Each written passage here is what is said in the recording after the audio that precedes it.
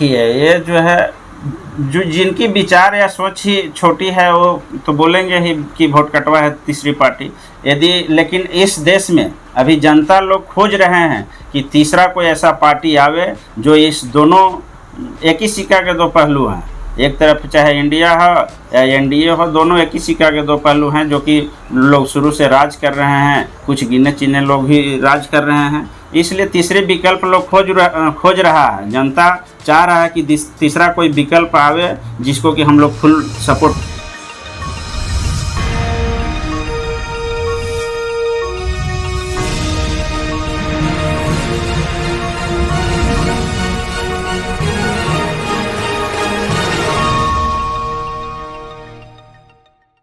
मैं देवपूजन ठाकुर और आप देख रहे हैं समकालीन दस्तक, खबरें वही सोच नहीं। आज के हमारे मेहमान हैं लोक हित अधिकार पार्टी के रांची जिला अध्यक्ष श्री प्रमोद प्रसाद गुप्ता जी। प्रमोद प्रसाद गुप्ता जी, आपका बहुत बहुत धन्यवाद और साथ ही आपको बधाई देते हैं कि आपको फिर से लोक हित अधिकार पार्टी का रांची जिला अध्यक्ष बनाया गया है और उम्मीद है आप इस पद को अच्छी तरह निभाएंगे।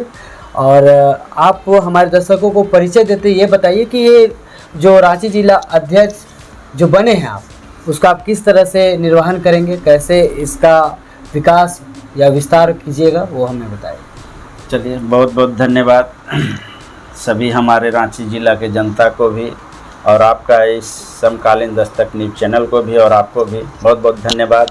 मुबारक हो जो आप हमारी बातों को जनता के बीच पहुंचाते हैं और जनता से रूबरू कराते हैं।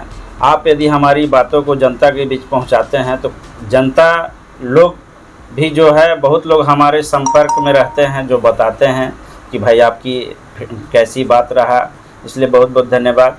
देखिए, रांची जिलाध्यक्ष के पद पर जो हमें दोबारा से दायित्व मिला है, ये हमारा राष्ट्रीय अध्यक्ष का और झारखंड प्रदेश अध्यक्ष का और जो भी मैंने प्रदेश स्तरीय लोग निर्णय लिए हैं, उच्च अधिकारी लोग, उनकी ये बहुत बहुत, हम कहूँ तो बहुत उनको धन्यवाद है जो हमको इस पद पे दायित्व दिए हैं दोबारा से। इससे पहले भी मैं लोकसभा से पहले भी रांची जिला के अध्यक्ष पद पर ही था।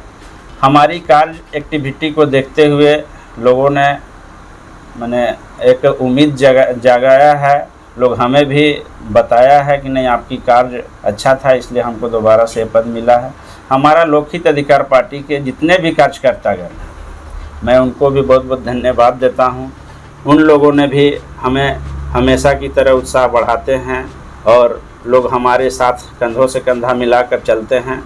हमारा ये लोकहित अधिकार पार्टी का जो निःशुल्क शिक्षा, निःशुल्क चिकित्सा और जाति जनगणना कराकर जिस जाति की जितनी आबादी उसको हिस्सेदारी जो दिलाने की है मुहिम, ये बहुत अच्छा ही है लोकहित अधिकार पार्टी का। इससे जनता लोग ने भी बहुत उम्मीद जगे हुए हैं। लोग जान रहे हैं कि नहीं, ये लोकहित अधिकार पार्टी को आना चाहिए।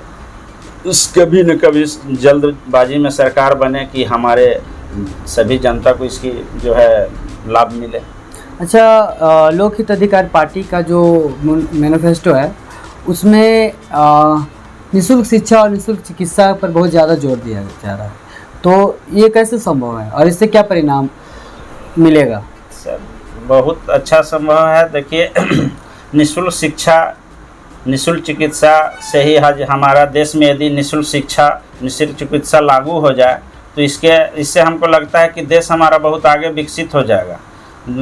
देश को इसके बाद जो है निःशुल्क शिक्षा के बाद हर एक व्यक्ति हमारा भारत देश में जागरूक हो जाएगा, पढ़ लिख के कोई डॉक्टर बनेगा, कोई इंजीनियर बनेगा, कोई कलेक्टर बनेगा, जिसको जो इच्छा होगा बनेगा। इसलिए कि पढ़ाई ही एक ऐसा चीज़ है, शिक्षा ही एक ऐसा शेरनी का दूध है जो पीता है वो दहाड़ता है। इसलिए शिक्षा ज़रूरी है।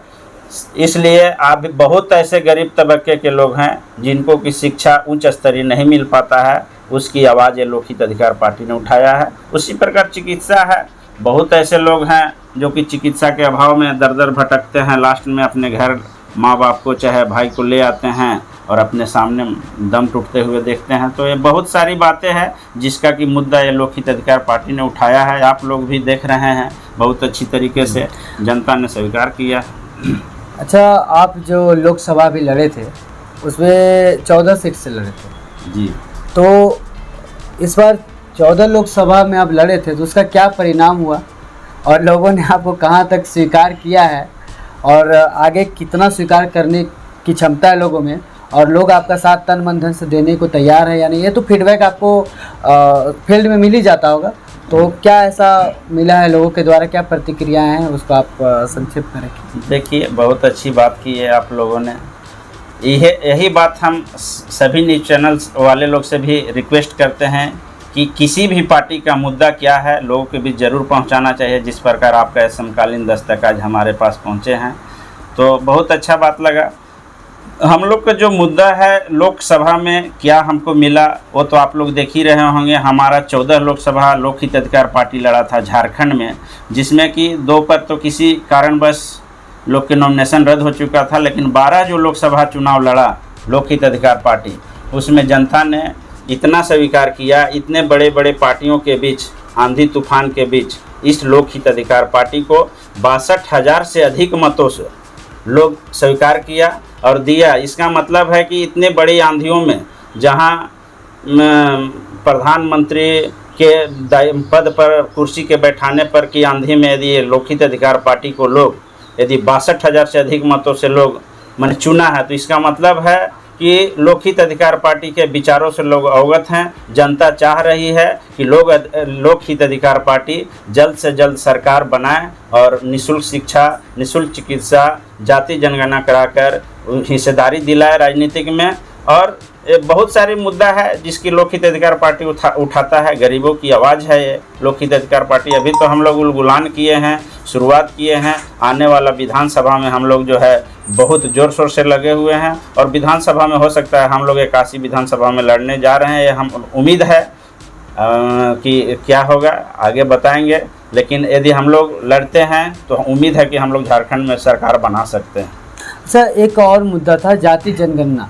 अच्छा, जो जाति जनगणना करा के आप जो बोलते हैं कि जाति जिसकी जितनी संख्या उसको उसका उतना हिस्सा देना चाहिए, तो ये जो जाति जनगणना है इसको आप किस तरह से ले रहे हैं? जैसे लोक हित अधिकार पार्टी किस तरह से इसको ले रही है और इससे जो जाति के लोग हैं उसको क्या इससे बेनिफिट मिलेगा? बहुत बेनिफिट है सर। बहुत ऐसे जाति हैं जिसको कि राजनीतिक में आगे बढ़ने नहीं दिया जाता है।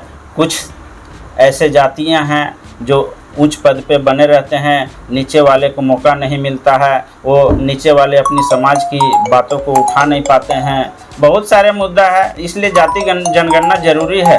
जो कि हर यदि जाति में आप बांट दिए हैं, परिवर्तन कर दिए हैं, तो जाति जनगणना जरूरी है। जब भेड़ बकरी मुर्गी छेरी को जनगणना हो जाता है तो फिर क्यों नहीं जाति का जनगणना होना चाहिए। और जाति जब जनगणना हो रहा है तो उसको हिस्सेदारी भी मिलना चाहिए, राजनीतिक में खास करके मिलना चाहिए।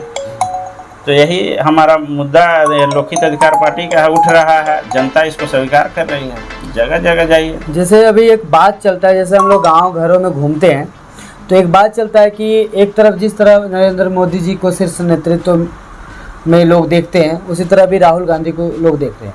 कहने का मतलब एक तरफ जिस तरफ इंडिया गठबंधन थी, दूसरी तरफ एनडीए गठबंधन थी और तीसरे दल और भी जो थे, तो उसको लोग वोट कटवा के दृष्टि में देखते हैं। तो आप इस पर क्या प्रतिक्रिया देना चाहते हैं? क्या तीसरी पार्टी का होना क्या वोट कटवा होगा या लोकतंत्र होता है? देखिए, ये जो है जो जिनकी विचार या सोच ही छोटी है वो तो बोलेंगे ही कि वोट कटवा है तीसरी पार्टी। यदि लेकिन इस देश में अभी जनता लोग खोज रहे हैं कि तीसरा कोई ऐसा पार्टी आवे जो इस दोनों एक ही सिक्का के दो पहलू हैं। एक तरफ चाहे इंडिया हो या एनडीए हो, दोनों एक ही सिक्का के दो पहलू हैं, जो कि लोग शुरू से राज कर रहे हैं, कुछ गिने चिने लोग भी राज कर रहे हैं। इसलिए तीसरे विकल्प लोग खोज रहा है। जनता चाह रहा है कि तीसरा कोई विकल्प आवे जिसको कि हम लोग फुल सपोर्ट करेंगे। और आने वाला समय में लोक हित अधिकार पार्टी का डंका बजने जा रहा है, पूरा देश में इसका डंका बजेगा। अभी 14 राज्यों में विस्तार हो चुका है इस लोक हित अधिकार पार्टी का। बहुत अच्छा न्यूज़ है आप लोगों के लिए भी, इस जनता भारत देश के जनता के लिए भी, कि तीसरा पार्टी के उभरता हुआ यह चेहरा है। चलिए, आपसे बात करके बहुत अच्छा लगा। उम्मीद है हमारे दर्शकों को आपकी बातें बहुत पसंद आएंगी और आपसे भी उम्मीद है कि आप हमारे चैनल समकालीन दस्तक को देखना ना भूलें और प्यार देते रहे और इस चैनल को बढ़ाने में अपना योगदान दें। अगर ये चैनल रहेगा तभी लोकतंत्र जिंदा रहेगा और सही पत्रकारिता ही देश की सच्ची सेवा होती है। कोई भी पत्रकार किसी भी, चाहे कोई भी पार्टी हो, उसका वो बुराई नहीं करती। वो सिर्फ एक आईना होता है, एक दर्पण होता है जो सरकार को दिखाता है। अब इसको आप उसी तरह ले जिस तरह आप अपनी अवगुण को अपना दर्पणों में देखते हैं। तो बस इतना ही कहते हैं, आप हमसे जुड़े रहे।